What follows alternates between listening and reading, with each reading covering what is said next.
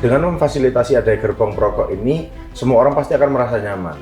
Bayangkan kalau lansia harus merokok di situ, Pak. Ya kan? Apa nggak meninggal pelan-pelan itu dia? Ya kan? Kalau gerbong perokok itu sangat urgen atau urgensitasnya tinggi untuk perokok. Kalau menurut saya, ini memang dalam rangka kita ini memenuhi keadilan sih Mas Jajeng. Ya, hak itu juga harus memperhatikan hak orang lain. Gerbong restorasi itu ada dua. Ya. Satunya khusus untuk makan, satu untuk merokok.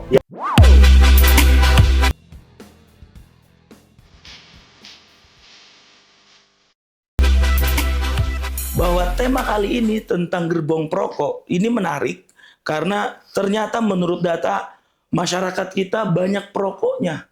Dan kalau kita naik kereta yang panjang Jakarta Surabaya, berapa jam tuh perjalanan? Orang yang biasa ngerokok tuh asem katanya. 12 jam ya. Ini ada orang Surabayanya nih.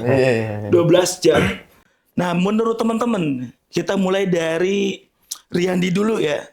Menurut Saudaraku Riyandi, gimana nih soal usulan yang disampaikan oleh anggota DPR soal gerbong perokok di kereta api? Nah, ini menarik, silakan. Terima kasih Bang Jajeng sebelumnya. Jadi memang yang pertama, jadi beberapa waktu yang lalu kita tahu semua ya kalau ada salah satu anggota Komisi 6 DPR RI menyampaikan pendapat pandangannya tentang penambahan gerbong rokok pada saat RDP dengan BUMN KAI, Kereta Api Indonesia, di mana kita tahu bahwa jumlah perokok di Indonesia ini memang tinggi dan salah satu pendapatan tertinggi itu memang dari sektor rokok, sektor tembakau, dan ini merupakan satu hal sebetulnya sangat positif menurut saya karena memang banyak hal sekali yang bisa kita monetisasi dari dengan adanya penambahan gerbong ini Bang Jajeng, gerbong khusus perokok, dan juga memang kita tidak bisa hanya melihat dari sisi finansial, kita tidak bisa melihat dari sisi pendapatannya saja, tapi kita juga harus melihat dari sisi humanismenya, di mana semua orang punya hak asasi masing-masing. Dan merokok ini kan hak asasi sebetulnya. Kalau gitu Bang Bayu? Iya. Jadi kan merokok itu hak asasi. Jadi nanti kita akan lebih dalam lagi, nanti kita akan banyak sih, saya akan buka fakta-fakta dan juga data-datanya. Iya. Ini nih membuka fakta ya. Nah, oke. Sebelum lanjut kita memperdalam argumentasi dari Saudaraku Riyandi. Nah, kita masuk ke Bayu. Nah, gimana menurut Bayu? Kalau menurut saya gini Bang Ceceng, ini kan proses pembuatan kebijakan publik, ya kan? Dalam konteks pembuatan kebijakan publik itu tentu ada proses input, ya kan, proses dan juga outputnya, gitu. Saat kita bicara tentang kebijakan publik juga, kita bicara hak tadi, Pak. Betul. Gitu. Tapi kalau hak asasi untuk merokok itu melanggar hak orang lain, itulah yang kemudian menjadi masalah, gitu kan? Karena gini, saat misalnya ada gerbong khusus perokok itu tentu gerbongnya tidak 100% kedap udara gitu kan, dan juga misalnya kalau kita bicara perjalanan jauh gitu ya, bersama dengan anak, bersama dengan istri gitu, misalnya seorang yang perokok ke gerbong perokok gitu lalu kembali lagi ke gerbong yang umum gitu, itu tentu akan tetap membawa zat-zat berbahaya, ada residunya ya, ada residu daripada rokok itu sendiri gitu. Dan sebenarnya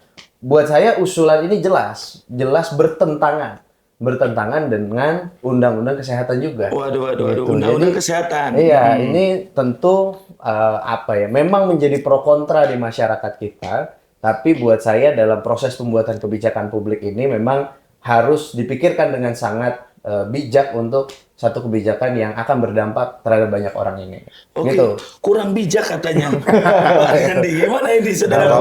Sebetulnya gini Bang Jajeng, berbicara tentang bijak atau tidak bijak itu adalah bagaimana satu kita melihat dari aspek orang-orang itu merasa nyaman atau tidak. Sebetulnya per hari ini kalau kita berbicara dengan tingkat jumlah perokok, Indonesia itu merupakan salah satu yang tertinggi di dunia. Betul. Nah, kalau berbicara tentang jumlah perokok yang tinggi ini Bang Jajeng, sebetulnya dengan memfasilitasi ada gerbong perokok ini, semua orang pasti akan merasa nyaman. Betul. Satu, kawan-kawan yang tidak merokok itu akan tetap berada dalam gerbong.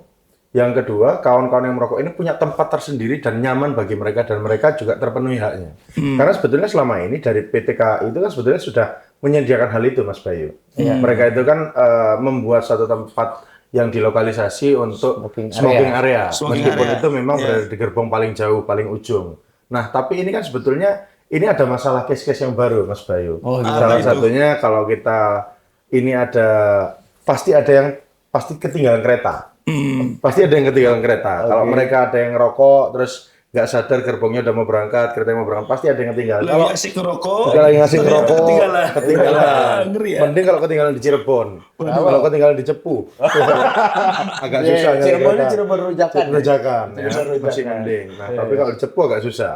Nah, tapi kalau kita berbicara tentang adanya gerbong perokok itu di dalam, bayangin Mas Bayu, kalau semisal gerbong restorasi itu ada 2. Ya. Satunya khusus untuk makan, satu untuk merokok. Yang merokok ini khusus jualan kopi. Di situ kan bisa kita jual Arabica, Robusta, semuanya. yang merokok. Yang merokok, khusus yang merokok ya, Mas Bang Jaceng ya. Dan juga ini itu kan satu, kita berbicara tentang pendapatan KAI. Berdasarkan data yang saya himpun, 2024 jumlah pendapatan laba, ini berbicara laba ya, kalau omset itu 32 triliun. Nah ini fakta ya. Ini fakta, dan ini data by research, bukan Amanat Assessment, riset sendiri saya. Jadi ini risetnya adalah bahwa tahun 2024 jumlah pendapatan KAI secara laba itu 2,1 triliun. Wah besar 2,1 juga ya. triliun Besar itu juga. 2.100 miliar. Nah, ini belum lagi kalau ditambahkan dengan adanya gerbong perokok, Mas Bayu. Ya. Gerbong perokok ini nanti kita buat berbayar, kita buat nanti ada harga tiket masuknya, ada HTM-nya, nanti di situ kita jual lagi kopi dan segala macamnya. Ini Harga pendapatan. rokoknya lebih tinggi. Harga rokoknya lebih tinggi jelas, karena kalau berbicara tentang retail pasti harganya lebih tinggi, apalagi ini dalam kondisi kita sedang berwisata. Nah, tadi kalau Bang Jaceng di awal menyampaikan bahwa jumlah angka perjalanan dari Jakarta ke Surabaya itu sampai 12 jam di tingkatan ekonomi, kalau Jakarta Banyuwangi itu bisa 17 jam, Bang Wah Jaceng. lebih lama lagi. Lebih lama lagi. Bayangin kalau dalam setiap stasiun ada yang ketinggalan ngerokok. Ya kan? Mending kita buatin gerbong perokok dan 17 jam itu ada perputaran ekonomi. Ya. Ini sebetulnya merupakan hal yang baik sekali karena sejatinya kan BUMN ini atau SOI ini kan kita dalam rangka untuk mendapatkan peningkatan negara itu supaya meningkat, dan sebetulnya banyak sekali Bang Jaceng kalau menurut saya. Dan juga ini sih Mas Bayu yang terakhir, tidak hanya di Indonesia sebetulnya yang memerlukan gerbong perokok, di luar negeri pun ada. Di semuanya. Di semua, hampir semua dunia itu ada, mau di Cina, di Beijing, mau kita di Jepang, itu rata-rata yang memiliki tempat-tempat yang memiliki perkereta apian itu rata-rata pasti mereka punya tempat untuk merokok. Ada hak mereka. Ada untuk hak mereka merokok. terpenuhi. Oke, Betul. oke. Ini menarik karena memang ini berhubungan dengan pendapatan. Betul. Jadi menyumbang pendapatan negara cukup besar dan Betul. signifikan ini Iya, Mas iya, Bayu. iya, iya. Sebetulnya teman-teman yang merokok ini kan peduli sama negara. Pajaknya besar Pak. Wajarnya besar, betul. Iya, iya, iya. Gimana Mas Bayu? Begini, Pendapatan alih-alih bicara tentang finansial ya, Iya. menurut saya sih kesehatan itu tidak dapat dibeli. Betul. Gitu, karena bagaimanapun dalam konteks ini kita bicara tentang kesehatan masyarakat luas. Iya, Gitu. Kalau tadi bicara data, saya juga punya data nih Mas. Ada data, oke. Iya, jadi Teng, mulai. Ada data. apa perokok pasif di Indonesia itu jumlahnya jauh lebih tinggi dibandingkan yang pertama dibandingkan perokok Perokok aktif aktif. itu sendiri, Iya. yang kedua dibandingkan negara-negara lain juga. Gitu. Iya. Artinya apa? Artinya masyarakat kita sebenarnya secara apa ya? Data ini sudah menjadi perokok pasif yang sangat tinggi, apalagi ditambah dengan kehadiran gerbong khusus rokok ini gitu. Dan tadi kalau misalnya Mas Riyandi bicara tentang bahwa di negara-negara lain itu juga ada gerbong perokok. Nah, ini kurang update nih. Mas Riyandi ini kayaknya kurang update gitu. Jadi sekarang Mas Ceceng dan Update teman-teman terbarunya semua gimana Iya, nih? iya. bahwa tren global hari ini sudah lebih kepada mengedepankan isu-isu yang berkaitan dengan kesehatan, disabilitas, lansia dan lain sebagainya. Bahkan kalau kita bicara Jepang misalnya gitu ya, dulu memang punya Mas Randy, dulu memang punya Shinkansen itu dulu punya smoking car bahasanya, Iya. gerbong khusus merokok. Tapi semenjak musim semi 2024 kemarin, ini berdasarkan data juga, gitu, Oke. gerbong perokok itu sudah dihapuskan, gitu. Jadi artinya tren global ini sudah mengarah kepada menghilangkan gerbong perokok. Begitu juga yang terjadi di Cina dan di Amerika, gitu. Bahwa yang tadinya memang ada gerbong perokok, gitu, pada akhirnya dihapuskan, gitu. Bahkan di Amerika, gitu ya, semua transportasi umum itu ya sudah kawasan Amtrek bebas ya, amtrek. Iya. asap rokok, gitu Iya, kan. iya. Termasuk di Indonesia juga peraturannya adalah semua transportasi umum itu harus bebas asap rokok, gitu. Artinya apa? Artinya saat ditambahkan gerbong perokok ini, maka perlu ada deregulasi lagi, perlu ada perubahan peraturan lagi, yang mana itu nantinya buat saya ya, menurut saya ini akan menimbulkan resistensi ya di masyarakat, gitu. Karena walaupun masyarakat mayoritas kita adalah perokok, gitu, tapi banyak juga perokok yang juga menghargai atau bisa berargumentasi terhadap argumentasi yang tidak merokok. Gitu. Resistennya yang paling Menurut saya urgent sih- di mana nih? Menurut saya pasti tentang isu-isu kesehatan, gitu Yes. ya. Yang kedua juga isu transportasi. Isu transportasi ini kan terus berkembang, Mas Yeah. Ceceng. Karena kalau misalnya kita dengar ya waktu itu Pak Chatib Basri, dia bicara tentang perbedaan isu transportasi dari tahun ke tahun. Jadi gini, dulu di Jakarta transportasi umum itu yang penting ada, karena sulitnya transportasi umum gitu. Jadi mau desek-desekan, nggak ada AC, terus habis itu ada pedagang asongan, yang penting ada. Setelah yang penting ada, yang kedua yang penting nyaman. Gitu kan. Jadi sekarang transportasi umum itu sudah ada AC-nya, sudah bersih, sudah nyaman digunakan gitu. Jadi isunya terus berubah dari tahun ke tahun. Betul. Ya kan? Setelah transportasi umum ini nyaman, ada lagi isunya. Gitu kan. Apa misalnya? Misalnya isu tentang kekerasan seksual di dalam transportasi umum gitu. Jadi ini isu yang terus berkembang dalam proses bernegara dan bermasyarakat kita gitu terhadap transportasi umum. Nah, kalau kita bicara lagi tentang isu gerbong perokok, menurut saya ini udah mundur lagi gitu. Karena kita Tapi udah ini jadi isu baru lagi nih. kemudian jadi isu baru lagi gitu karena diangkat ya kan. Ya, tapi isu mundur katanya Pak Iya, Riyandi. iya. Gimana nih? Nggak Menurut apa-apa, saudaraku? sebetulnya ini kan kesalahan berpikir logikanya Bayu saja. boleh. Gimana? Biar lurus logikanya. Iya. Jadi memang ini sebetulnya kesalahan berpikir dari Bayu.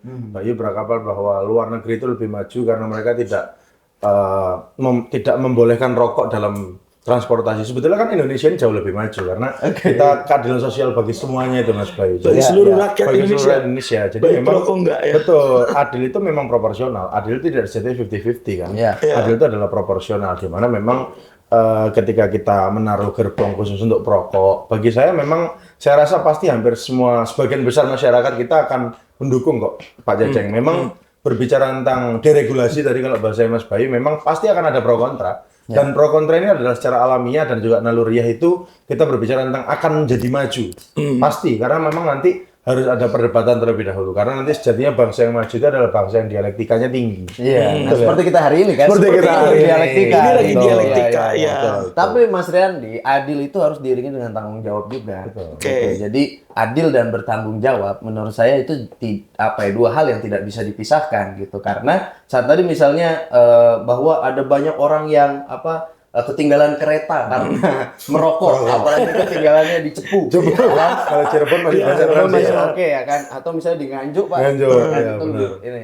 Tapi kan pada akhirnya permasalahan personal seperti ini tidak bisa mentah-mentah kita bawa ke dalam Nggak bisa permasalahan digeneralisir, publik, gitu ya. ya, tidak bisa digeneralisir gitu karena itu adalah problem human error sebenarnya gitu, bukan problem yang memang harus diselesaikan secara massal gitu. Jadi menurut saya memang ini juga adalah tentang tanggung jawab ya, tanggung jawab seorang perokok, tanggung jawab orang yang memilih gitu ya untuk merokok, ya dia harus bertanggung jawab terhadap dirinya Intinya sendiri. ada tanggung jawab nih, saudara Riyandi. Katanya perokok harus punya tanggung jawab. Jadi harus on time nih. Betul. Waktu istirahat 2 menit, on time. Ngerokok nggak boleh dari lebih dari 2 menit. Sementara masih panjang nih. Jadi gini Pak Jajeng, kalau fakta di lapangan sebetulnya kita bisa melihat contohnya saja di tempat-tempat yang memang dilokalisir atau smoking room. Kita melihat misalnya di bandara, di Soekarno-Hatta. Dan juga jangankan di Soekarno-Hatta, di semua bandara yang ada di airport yang ada di Indonesia. Saya rasa hampir semua orang-orang yang merokok itu mereka pasti tertib kok. Mereka itu punya tanggung jawab, mereka tahu tempat di mana mereka itu harus merokok. Mereka tahu ketika memang di sini ada tempat smoking room, yang ngerokok di smoking room. Dan saya rasa ini merupakan tanggung jawab yang tadi dipertanyakan oleh Mas Bayu. Ini merupakan ketakutan-ketakutan yang sejatinya itu tidak ada, Pak Jajeng. Tapi yang saya pengen tanyakan lebih lanjut adalah bagaimana faktor lain ya, selain satu dampak ekonomi, yang kedua dampak kenyamanan bagi si perokok. Ada dampak lain nggak? Kenapa gerbong perokok itu sangat urgen atau urgensitasnya tinggi untuk perokok? Kalau menurut saya ini memang dalam rangka kita ini memenuhi keadilan sih Mas Jajeng. Keadilan bagi saya, karena yang utama. Kalau tadi Mas Bayu berbicara tentang kaum rentan, ibu yang membutuhkan ruang laktasi, butuh teman-teman difabel dan juga lansia, mungkin saya rasa juga masih banyak kok lansia yang merokok. Ini terlalu subjektif ya. Ini Jujur, ini argumentasi betul. umum kita gitu ya. Emang disimplifikasi terus ini. Gitu kan. Tapi memang ini memang fakta. ruang diskusi harus seperti itu ya. Kita munculkan fakta. Betul, fakta, Oke. Pak Bayu. Terus Jumlah tingkatan orang yang merokok di umur 70-80 kan masih Masih banyak, ada masih jujur. banyak dan Iya, iya. Sangat mereka tinggi pun bahkan. membutuhkan tempat itu. Iya. Bayangkan kalau mungkin nanti ada orang-orang yang mungkin memang karena jumlah tingkat nikotinnya sudah butuh banyak ya, ya kan maksudnya secara angka Iya. tarnya dan segala macam per batangnya itu kan, kalau mereka 17 jam tidak dikasih, mungkin bisa jadi ada mungkin anxiety, panic attack mungkin. Iya. Panik attack. Kayaknya kalau itu kayaknya enggak deh. Iya. Kira-kira Tapi gitu. kan gini Mas Triandi, kalau kita bicara tadi smoking area di bandara ya, mungkin pemirsa dan Mas Ceceng dan yang lainnya juga pernah melihat bagaimana sesaknya ya kan ruangan smoking di bandara gitu kan. Bayangkan kalau lansia harus merokok di situ, Pak. Ya kan, apa nggak meninggal pelan-pelan itu dia? Ya kan? Ya kita buat 2 gerbong.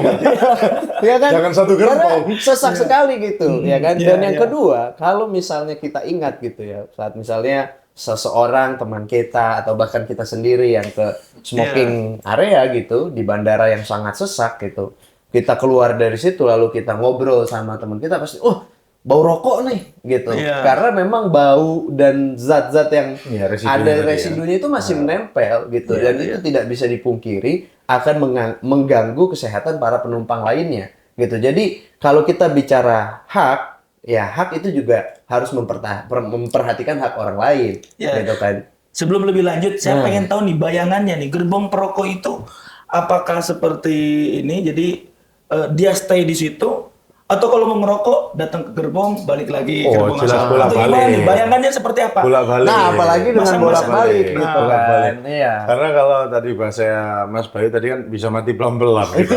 Kalau di situ kan Di situ terus Pak 12 jam. 17 jam juga mungkin mati pelan-pelan. Mati pelan-pelan itu. Mati pelan-pelan. Ya kan? Tapi memang jadi ini menjadikan sebuah fakta Mas Bayu bahwa memang kalau tadi Mas Bayu menyampaikan kan kita lihat bahwa memang ternyata jumlah perokok banyak. Ini harus difasilitasi. Jadi memang realita hari ini Indonesia ini memang masyarakatnya mencintai tembakau karena mungkin budaya kita, dan yang membedakan rokok kita dengan luar negeri itu kan karena tembakau kita itu pakai cengkeh itu. Ya, keren. Sausnya. Sausnya. Ada sausnya, itu yang membuat kita beda dengan luar negeri, dan itulah kenapa Mas Bayu itu harus bangga dengan produk Indonesia. Karena rokok Tembakau ini, iya Mas Bayu ini nggak boleh tidak mendukung kebijakan ini. Oke. Saya bukan tidak mendukung produk lokal kita, Pak, tapi saya tidak mendukung orang-orang yang merokok dan tidak bertanggung jawab. Nah, itu aja sebenarnya. Ini sebenarnya menarik karena satu sisi perokok itu punya argumentasi hak bahwa dia pengen merokok. Asem lah ya kalau sudah lama nggak merokok. Di sisi lain, Mas Bayu menyampaikan ada regulasi, ada surat edaran menteri, ada undang-undang dan lain sebagainya yang kemudian itu mengatur cukup ini. Gimana menurut Mas Riyandi? Ya, sebetulnya kalau berbicara tentang regulasi-regulasi ini kan perlu proses yang panjang ya Mas Bayu. Ini karena baru kemarin disampaikan, sebetulnya ini hal yang biasa saja dalam sebuah rapat dengar pendapat dengan DPR, kita RDP paripurna ini biasa saja ada dialektika, dan apa yang disampaikan oleh anggota dewan kita ini kan merupakan sebuah aspirasi yang memang harus disampaikan kepada PT KAI. Yang mungkin berada di dapil beliau, mungkin atau ada masyarakat yang DM atau mungkin mention, mungkin menyampaikan langsung bahwa perlunya ada gerbong perokok di KAI. Mungkin bukan hanya di KAI ya, mungkin nanti di semua transportasi umum. Contohnya, Pak? Contohnya mungkin di pesawat. bis mungkin. Kalau di bis sudah difasilitasi. Ini sudah difasilitasi. Itu berapa jam Mas Bayu? Berapa ya, nggak tahu. Ini kan membuktikan bahwa perokok kita itu sebenarnya bertanggung jawab. Karena sebetulnya kayak di transportasi bis, banyak bis yang saya tahu ada Harapan Jaya dan sebagainya macamnya itu, mereka punya tempat lokalisir yang memang khusus untuk smoking room. Bahkan tapi hanya untuk penyendiri, hanya untuk 1 orang, dan ini fakta juga kan. Nah, kalau fakta, ini realita di lapangan. Nah, kalau kita berbicara regulasi nanti masih panjang prosesnya. Ini kenapa kok saya berada bersama dengan masyarakat sipil peduli rokok kan? Ini mewakili aliansi. Kita mewakili aliansi. Aliansi. Kita mewakili aliansi, dan ini kita harapannya memang ini mungkin nggak apa-apa diajukan dulu saja. Iya. Ini merupakan sebuah proses politik di mana tadi pembuatan policy brief yang memang kita itu perlu ada input-input memang Iya, di awal betul. dan memang membuat sebuah regulasi itu pasti harus ada try and error-nya. Betul. Ya, ya. Tapi menarik Mas Bay, dalam proses pembuatan legislasi ya, proses perundang-undangan yang disampaikan sama Mas Riyandi, bahwa undang-undang ini ternyata harus melibatkan publik, terutama Betul. Ya. kalau bicara tentang perokok, ini publik perokok ini kan cukup banyak. Betul. Nah, Ya, gimana ya. itu Mas Bay? Ya, nah itu kan bisa disurvei saja sebenarnya kan bahwa mana yang kemudian lebih banyak mendapatkan simpati dari masyarakat, ya Iya. kan? Karena kalau buat saya melihat tren media sosial gitu, karena kita punya tim riset juga nih Pak, Iya, Oke, iya, yang iya. memperhatikan sentimen, ya kan? Sentimen, iya. Analisis daripada Menarik. media sosial kita, gitu kan? Sentimen terhadap perbincangan ini cukup negatif. Sudah gitu. ada risetnya? Sudah ada risetnya gitu. Oke. Dan kenapa itu negatif? Karena ada yang kemudian hadir menjadi pembawa sentimen positif, namanya Gibran Rakabuming Raka. Iya. Ya kan? Dia mengatakan, sudah KAI tetap saja pada regulasi yang ada, fokus pada peningkatan layanan untuk disabilitas, ibu menyusui dan lansia gitu kan. Itu lebih positif sentimennya dibandingkan dengan yang mengusulkan gerbong perokok tadi. Ini akurat Mas Bay. Nah, ini makanya kita kalau itu perlu survei ulang lah ya. Iya, Ini kan baru sentimen di media sosial gitu kan. iya. Tapi dari sentimen itu saja sebenarnya buat saya itu sudah menggambarkan bagaimana masyarakat kita sebenarnya inginnya berkembang. Berkembang dalam artian apa? Dalam artian saat kita bicara tentang kebijakan, maka bicaralah tentang orang-orang yang memang selama ini teralienasi dari kebijakan gitu ya. Orang-orang yang termarginalkan dari proses pembuatan kebijakan ya, contohnya disabilitas, lansia dan lain sebagainya gitu. Itu jadi menurut saya itu yang lebih penting gitu ya. Dan kalau tadi Mas Riyandi bilang ini adalah proses yang biasa saja, buat saya ini adalah proses yang penting gitu untuk kita kawal gitu. Kenapa? Karena saya mewakili juga masyarakat anti rokok gitu kan. Waduh, disingkat apa tuh? Maroko. Gitu kan. Jadi ya banyak lah ya masyarakat kita yang walaupun mereka juga adalah perokok, tapi memikirkan orang lain gitu ya, memikirkan bahwa ini sudah ada regulasinya gitu. Dan tadi kalau kita bicara bis misalnya ya, bis ada ruang rokoknya. Betul. Buat saya ini nggak apple to apple Mas Ceceng, karena KAI ini kan punya negara gitu kan, sedangkan bis ini kan lebih pada swasta ya, lebih banyaknya swasta gitu kan. Bis punya negara juga Damri. Ada. Damri ada rokoknya nggak? Nggak ada bos, Nggak ada. ya kan? Nggak Ya, kita ada. usulkan nanti. Gitu. Yang menarik adalah kalau bicara regulasi itu tidak pandang bulu. Betul. Mana itu lembaga negara maupun itu lembaga Betul. swasta. Ya, tapi buat Ini kan- saya. Tadi kalau saya ya, melihat Mas Bayu ini kesalahan berpikir logikanya itu apa? Memang coba bukan. Mas Bayu Kalau belajar ini lagi. sentimen Bukan, kayak gitu. iya, ini bukan kesalahan berpikir, ini memang perbedaan Oh, perbedaan argumentasi. argumentasi. Iya, Oke, terus. Ya, ya. Nah, Jadi jadi buat biasakan dialektika. ya, betul. dialektika. Ya buat saya sebenarnya karena KAI ini ada di bawah negara gitu Negara ya. langsung, Maka BUMN. regulasinya itu ya memang harus mengedepankan hak-hak daripada warga negara yang lain. Oke. Gitu. Jadi saya itu Mas Ceceng. Oke, ini menarik sebetulnya ya. Saya nggak tanya ya Mas Yudha. Saya punya jawaban. sebenarnya. Kita akan kembali ke pertanyaan yang terakhir ya. Iya, Ini kalau kita bahas argumentasi dari Mas Riyandi masih banyak. Tadi saya lihat beliau bawa buku cukup tebal, Iya, hasil iya, riset dari masyarakat peduli rokok, Peduli rokok. masyarakat peduli tembakau ya, Peduli tembakau. dan juga argumentasi dari saudaraku Bayu juga cukup tebal, dari tim risetnya dari Amanat Riset juga cukup tebal. Ini kalau dibenturkan cukup panjang. Saya pengen closing statement sekaligus kalimat yang mengunci bahwa perokok atau gerbong perokok ini tanggapannya seperti apa, harusnya nanti ke depan seperti apa, apakah perlu ditindaklanjuti gerbong perokok ya, gerbong untuk perokok di kereta api, atau memang harus berhenti sampai di sini. Tentu nanti kita akan lihat bagaimana dinamika yang akan terjadi. Silakan dari Mas Bayu terlebih Oh, dahulu. Mas Randy aja dulu. Gitu Oh, ya. tadi kata Saya Mas sebenarnya Randy. masih punya argumen Mas. Oke, Yudha. silakan. Sekaligus closing Menit. statement. Sekaligus closing statement. Ya. Jadi memang sebetulnya yang disampaikan oleh Mas Bayu tadi, menurut saya Mas Bayu ini terlalu ketakutan tentang masyarakat kita yang tidak dianggap maju. Masyarakat kita yang tidak memiliki tanggung jawab bahwa tidak menghargai hak orang lain dan sebagainya macamnya. Kalau tadi Mas Bayu berbicara tentang sentimennya, kenapa kok masyarakat yang mendukung bahwa tidak adanya gerbong perokok yang lebih tinggi dan sentimennya negatif terhadap isu ini, ya sebenarnya karena orang-orang yang tidak komen itu lagi ngerokok. Ya, sentimennya yang tidak merokok itu jadinya mereka itu yang komen gitu. Karena nggak merokok. Yang komennya yang nggak merokok. Betul, yang komen nggak ngerokok. Kalau yang lagi ngerokok ya nggak ikut komen. Itulah kenapa Lagi itu sibuk pasti ngerokok. lebih tinggi.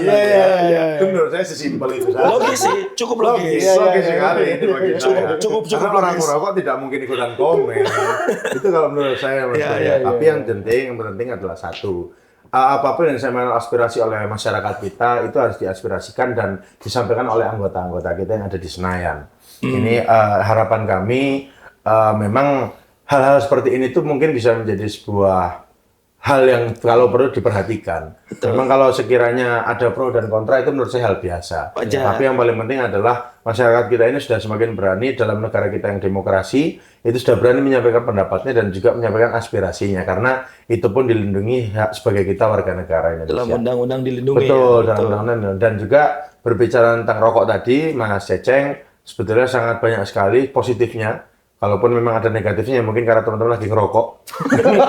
Jadi belum sempat komen tadi kan, belum sempat ikut nimbrung. Jadi memang harapan kami untuk teman-teman Dewan, teman-teman anggota-anggota DPR kita bisa mungkin perjuangkan untuk aspirasi-aspirasi masyarakat ini, Mas Ceceng. Oke, baik. Ini menarik. Selanjutnya, closing statement dari Mas Bayu gimana? Iya, kalau menurut saya kalau kemudian memang anggota dewan ini membahas masalah gerbong perokok ini lebih lanjut, menurut saya ini salah prioritas saja gitu. Karena buat saya ini isu yang sebenarnya tidak begitu urgent untuk diprioritaskan gitu. Karena yang pertama dia berbenturan dengan aspek hukum yang ada gitu kan.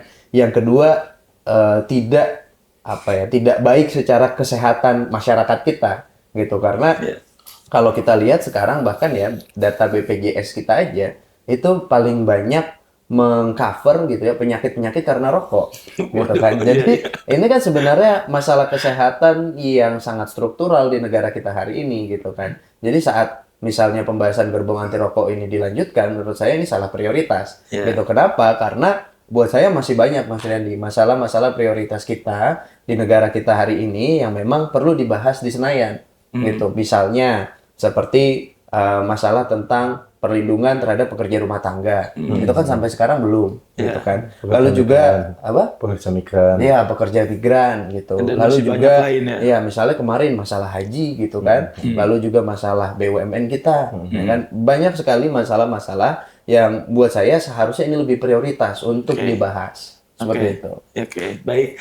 Baik teman-teman, sekian episode kali ini membahas tentang gerbong khusus perokok untuk kereta api. Ada banyak lagi sebetulnya argumentasi menarik dari kedua teman saya tadi, tapi karena memang durasi yang membatasi, nah buat teman-teman, saya yakin teman-teman punya banyak ide, punya banyak argumentasi lain, pendapat lain tentang gerbong perokok. Silahkan tuliskan pendapat teman-teman di kolom komentar, dan jangan lupa like, subscribe, kemudian share ke seluruh penjuru negeri teman-teman, ya, ke seluruh jaringan teman-teman. Karena nanti setiap minggunya, setiap episodenya ada banyak informasi menarik dari podcast kami. Sekian dari podcast kami. Assalamualaikum warahmatullahi wabarakatuh.